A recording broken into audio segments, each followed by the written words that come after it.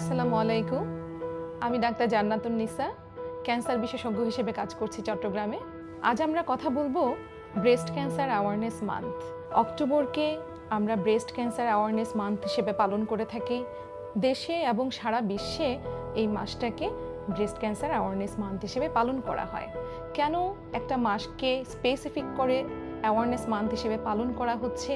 কারণ ক্যান্সার আসলে একটা মরণঘাতী ব্যাধি, কিন্তু এই ক্যান্সারটাই যদি আমরা প্রাথমিক অবস্থায় নির্ণয় করতে পারি তাহলে এটা পুরোপুরি নিরাময়যোগ্য।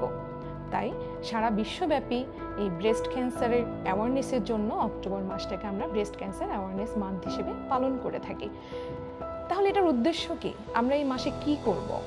এই মাসটাতে আমরা বিভিন্ন ক্যাম্পেইন আমাদের সোশ্যাল মিডিয়াতে, আমাদের যারা আশেপাশের মানুষজন, আমাদের দেশের যারা কমিউনিটি, বিভিন্ন community health worker, social worker যারা আছে তাদেরকে আমরা সচেতন করব, যেন তারা সবাই নিজের লেভেলে এবং ইন্ডিভিজুয়াল লেভেলে প্রত্যেকটা মানুষকে এই রোগ সম্পর্কে সচেতন করতে পারে।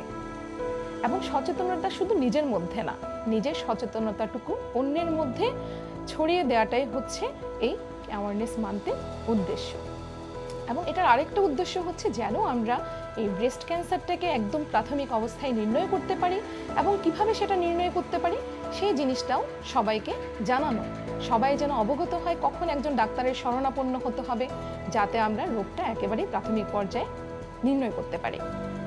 তাহলে প্রথমে আসি আমরা আসলে ব্রেস্ট ক্যান্সার বা স্তন ক্যান্সারটা কি।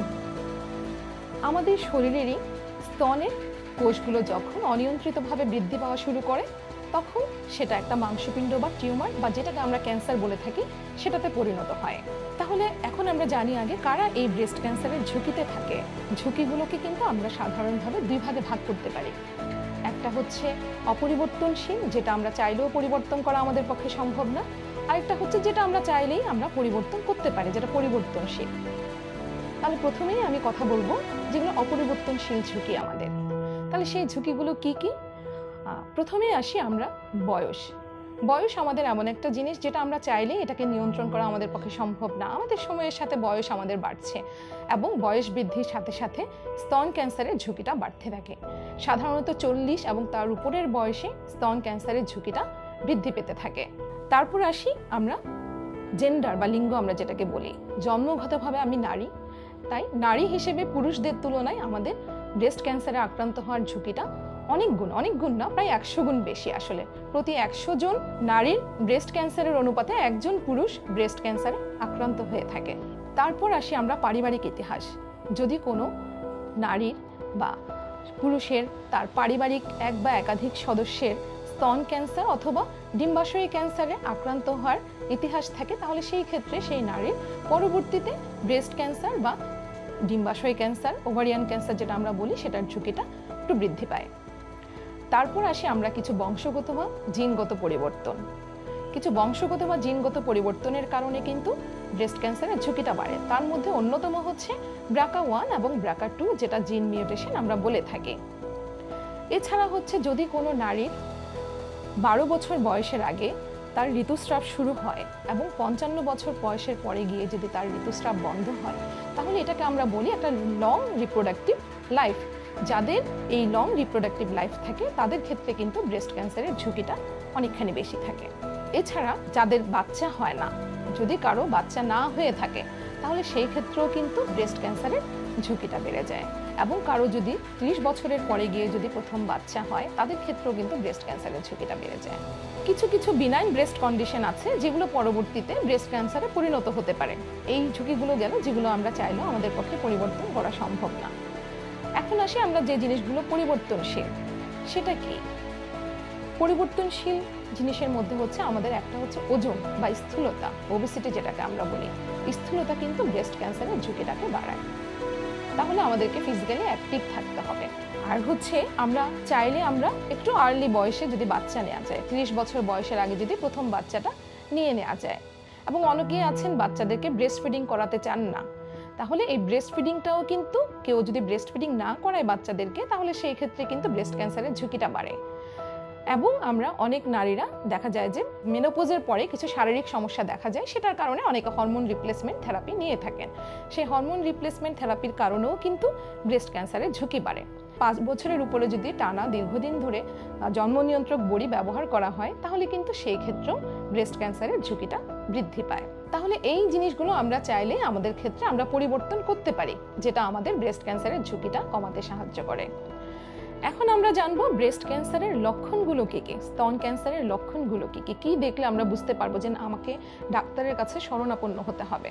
প্রথমে আসি আমরা যেটা সবচেয়ে বেশি সংখ্যক নারীদের ক্ষেত্রে পাওয়া যায়, সবচেয়ে কমন যেটা আমাদের উপসর্গ, সেটা হচ্ছে একটা মাংসপিণ্ড বা একটা চাকা, যেটা হতে পারে আপনার স্তনে বা বগলের নিচে, যেটা আমরা বলি আর্মপিট। এখানে যদি কোনো ধরনের চাকা আপনার হাতে লাগে, যেটা সাধারণত যেটা হয় ব্যথামুক্ত বা ব্যথাহীন, যেটাতে সাধারণভাবে কোনো ব্যথা থাকে না। আমাদের দেশের অধিকাংশ নারীরাই মনে করেন যে যখন একটা চাকা দেখা যায় যে এটাতে ব্যথা নেই, তার মানে এটা হয়তো খারাপ কিছু হওয়ার সম্ভাবনা কম। কিন্তু এই ধারণাটা ভুল। আমাদের ব্রেস্ট ক্যান্সারের যে লাম্পগুলো পাওয়া যায় অধিকাংশ ক্ষেত্রে সেগুলো প্রাথমিক অবস্থায় এটাতে কোনো ব্যথা থাকে না। এছাড়া কি হতে পারে, ব্রেস্টের আকার বা আকৃতিতে পরিবর্তন আসতে পারে, যেমন কোনো একটা দিক হয়তো বা আপনার ব্রেস্টের একটু ফুলা মনে হচ্ছে আপনার কাছে, অথবা আপনার স্তন বৃন্তটা কোনো একদিকে বেঁকে যাচ্ছে। তাছাড়া কি হতে পারে, স্তনের ত্বকে বা স্কিনে যদি কোনো ধরনের পরিবর্তন আসে, কি হতে পারে, হঠাৎ করে কোনো একটা জায়গায় একটু লালচে ভাব হয়ে গেল, একটু লালচে হয়ে গেল, ত্বকটা ভেতর দিকে দেবে যেতে পারে, অনেকটা কমলা লেবুর খোসার মতো, আমরা পিটিং বলি, কমলা লেবুর খোসার মতো হয়ে যেতে পারে। এছাড়া ত্বকটা অনেক জায়গায় হয়তো আপনার একটু খসখসে হয়ে যেতে পারে, স্তন বৃন্তটা ভেতরের দিকে ঢুকে যেতে পারে। এবং এছাড়া হচ্ছে যদি আপনার স্তন বৃন্ত থেকে রক্ত বা অস্বাভাবিক কোনো ক্ষরণ হয়, সেটাও কিন্তু স্তন ক্যান্সারের লক্ষণ হতে পারে। এছাড়া আপনার ত্বকে যদি আপনার কোনো ধরনের একজিমা বা কোনো ধরনের স্কিন কন্ডিশন, যেটা আপনার স্বাভাবিক ওষুধে ভালো হচ্ছে না, দীর্ঘদিন ধরে থেকে যাচ্ছে, সেটাও কিন্তু স্তন ক্যান্সারের লক্ষণ হতে পারে। তাহলে এই লক্ষণগুলো দেখলে আমরা অবশ্যই নিকটস্থ একজন চিকিৎসকের শরণাপন্ন হব। তাহলে এখন আসি আমরা ব্রেস্ট ক্যান্সারের আমরা প্রাথমিক পর্যায়ে নির্ণয় করার জন্য আমরা স্ক্রিনিং করে থাকি। স্ক্রিনিং মানে কি? স্ক্রিনিং মানে হচ্ছে একটা রোগ তার উপসর্গ দেখা যাওয়ার আগেই সেই রোগটাকে প্রাথমিক অবস্থায় নির্ণয় করা, এটাই হচ্ছে স্ক্রিনিং। তাহলে আমরা কখন স্ক্রিনিংটা শুরু করব? সাধারণত আমরা বলি 20 বছর বয়স থেকে আমরা স্ক্রিনিংটা শুরু করতে বলি। তাহলে আমরা স্ক্রিনিং কিভাবে করতে পারি? আমরা অনেকগুলো পদ্ধতিতে আমরা স্ক্রিনিং করি। সাধারণত যে পদ্ধতিগুলো আমরা ব্যবহার করে থাকি সেটা হচ্ছে প্রথমত সেলফ ব্রেস্ট এক্সামিনেশন। একজন নারী নিজে তার ব্রেস্টটা পরীক্ষা করে দেখবেন, সেটা হচ্ছে সেলফ ব্রেস্ট এক্সামিনেশন।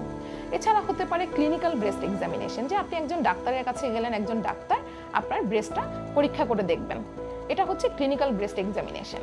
এছাড়া আমরা কিছু পরীক্ষা নিরীক্ষা করতে পারি, তার মধ্যে হচ্ছে আলট্রাসোনোগ্রাম করতে পারি আমরা ব্রেস্টের, ম্যামোগ্রাফি যেটা গোল্ড স্ট্যান্ডার্ড মেথড, আমাদের স্ক্রিনিং এর জন্য ম্যামোগ্রাফি করতে পারি। এই জন্য এছাড়া যারা হাই রিস্ক পেশেন্ট থাকে বা যারা হাই রিস্ক নারী থাকে তাদের ক্ষেত্রে আমরা এমআরআই করতে পারি। তাহলে আমরা সেলফ ব্রেস্ট এক্সামিনেশনটা আমরা বলি 20 বছর বয়স থেকে একজন নারী তার সেলফ ব্রেস্ট এক্সামিনেশনটা শুরু করবে। সাধারণত 20 থেকে 39 বছর বয়স পর্যন্ত আমরা বলি একজন নারী প্রতি মাসে নিজের ব্রেস্টটা একবার নিজে পরীক্ষা করবেন। কোন সময়টাতে করবেন? আপনার মাসিক শুরু হওয়ার 7 থেকে 10 দিন পরে, অথবা আমরা বলে থাকি মাসিক বন্ধ হওয়ার 3 থেকে 5 দিন পরে আপনি নিজের ব্রেস্টটা নিজে একবার পরীক্ষা করে দেখবেন। এছাড়া ক্লিনিক্যাল ব্রেস্ট এক্সামিনেশন আপনি 20 থেকে 39 বছর বয়স পর্যন্ত প্রতি 3 বছর অন্তর একবার ডাক্তারের কাছে গিয়ে আপনি ক্লিনিক্যাল ব্রেস্ট এক্সামিনেশনটা করবেন। তারপর আসি আমরা 40 বা তার উপরের বয়স থেকে।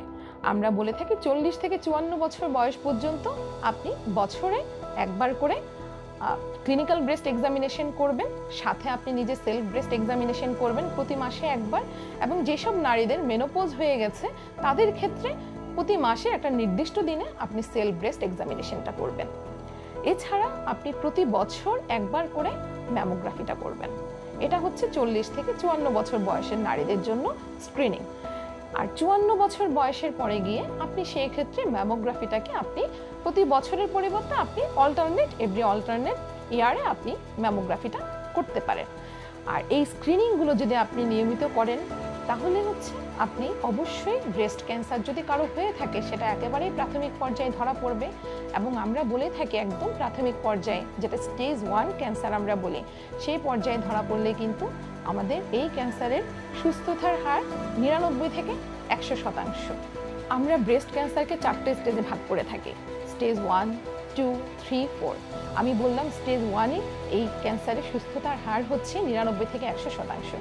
সেই ক্যান্সারটাই যখন আবার স্টেজ 4-এ চলে যায়, তাহলে সেই ক্ষেত্রে কিন্তু আমাদের যেটা সার্ভাইভাল রেট বা আমরা রোগী সুস্থ হওয়ার যে হারটা, সেটাই কিন্তু কমে গিয়ে 20 থেকে 25% চলে আসে।